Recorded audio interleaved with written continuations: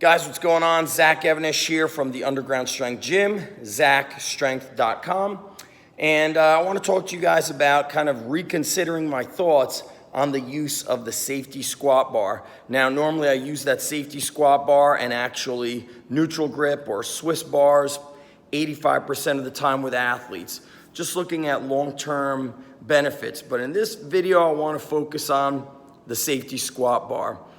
And here's why I'm reconsidering, is that even though it's easy to kind of get the athlete centered under there, so it takes away the thought process of getting your hands in the right spot and making sure your back is squeezed and flexed, it makes me think that maybe we're just going too easy on these kids. We're trying to remove things that are crucial to the squat. And having a great squat is a huge component is going to be the hand placement and the tension and the tightness of your back.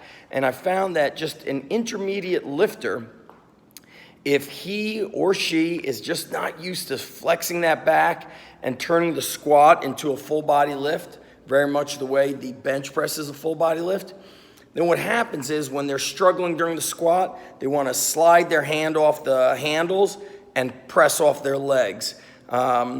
And it's making me rethink that, you know what? Treat the squat with more respect. So let's take a look here. Turning it around, we've got all the different bars that I love using here. So of course, neutral grip bars, you can see right here, different kinds, different companies, T-grip, Black Widow training gear, another T-grip, another Swiss bar. This is the original one I got from Elite. And then here we've got our safety squat bars, Black Widow, and this is from Elite FTS.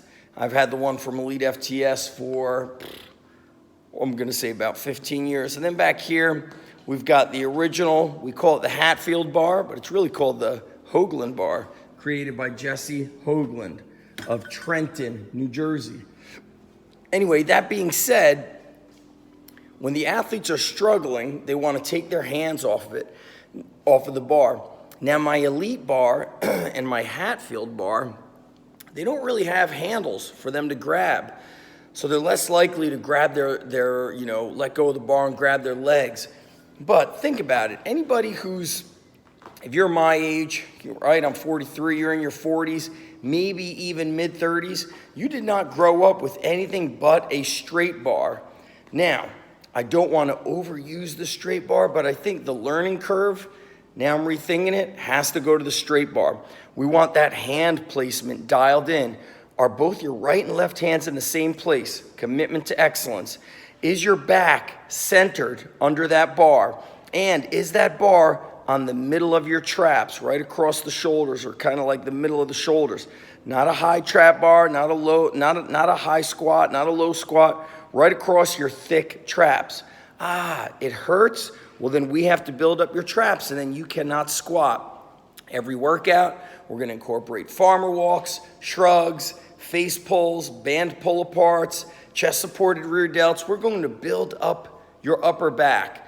And it's not odd to be able to squat 5 plates and just, sit it on your back. You don't need a towel. You don't need a foam pad across your traps. You need big, strong traps and a big back. So the way I look at every exercise is it's an assessment. If your form breaks down, your technique breaks down in an exercise, I'm able to assess and see where it went wrong. So if you're struggling on a safety squat, legs could be too weak, upper back could be too weak, technique could be too weak, meaning we don't have enough time under the bar. So maybe these beginners and intermediates need to do more of these full body workouts. They need to squat every single day. And let me tell you, that programming is going to be coming to the Underground Strength Gym, where I'm throwing squats into every single workout. I mean, if we look at the program not Bigger, Stronger, Faster, Strongest Shall Survive by Bill Starr, they're doing squats, cleans, and bench press every workout. And they're just rotating from heavy to medium to light, or speed work. And that is some food for thought for us that kind of get carried away with perhaps the conjugate method, changing the style. That is changing the style and the variation of the exercise. That works well when you're advanced. For example, I trained with Matt Wenning and we were doing speed bench, 8 sets of 3. Well, the first 4 sets, were speed bench, and maybe the first 3 sets, speed bench. Then on our 4th and 5th set, we paused the bar halfway down, then touched the chest and launched it off. And then our last 2 sets, we did a pause on the chest, and I think actually our last set, we did a 5-second pause for each rep in the bottom. So there was like 4 different variations within, 1 day of doing speed benching. And that's what happens when you're advanced. But for a lot of these high school athletes, even college athletes, we can very likely just do linear periodization and do a 3-week progression. So think about Jim Wendler's 5-3-1. He told the football players, he goes, look guys, we're not gonna do a ton of variety. We're gonna just get very good at very few exercises. And I look at that in the skill of sport as well. I remember my wrestling coach telling me about a kid who won the district championship, utilizing the ball and chain. That's when you get the arms through the guy's legs and you hit him with a half Nelson. He's like, he just pinned everybody with it. And when I was a freshman, there was a senior on our team that pinned everybody with an exercise called the claw. Just grab the tricep with a crossface, throw the guy's ankle. I watched him pin everybody, and he pinned his way through the regions. So let's do less variety in these basic exercises because they require a lot of focus and a lot of skill. And let's raise the standards, guys. Yeah, I've got a lot of different training tools and a lot of different training methods upstairs in the brain, but that doesn't mean they get to be used everywhere and with everyone. So some food for thought. I'm changing my thoughts on safety squats with athletes. And also goes to show you, I've been coaching since 1995. Don't be closed-minded.